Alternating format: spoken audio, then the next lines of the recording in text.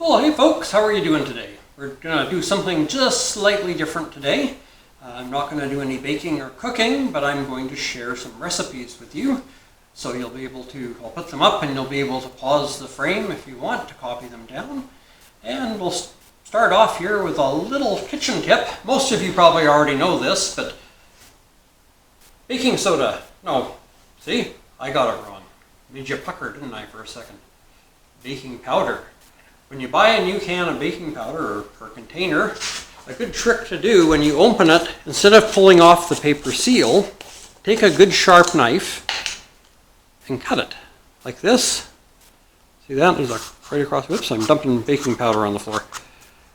And that way, when you put your spoon in there, your measuring spoon to get a teaspoon, and you can scrape it across the straight edge at the top, and your excess baking powder goes back in the tub.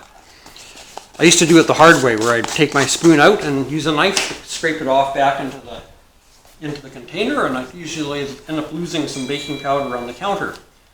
But there's a good little kitchen tip for you. Alrighty, let's get to some recipes. You're all saying, well, wait a minute, he didn't sing today. Well, tell you what, I'll give you the first verse of a hymn. We're coming up on All Saints' Day, which is November 1st, the day after All Hallows Eve, or All Hallows Eve, or as we call it, Halloween. Now, that's a nice little song I learned when I was a kid. I'll sing a song of the saints of God, all of them brave and true, who lived and fought and toiled and died, for a Lord they loved and knew. And one was a doctor, and one was a queen, and one was a shepherdess on the green. They were all of them saints of God, and I mean, God help me to be one too.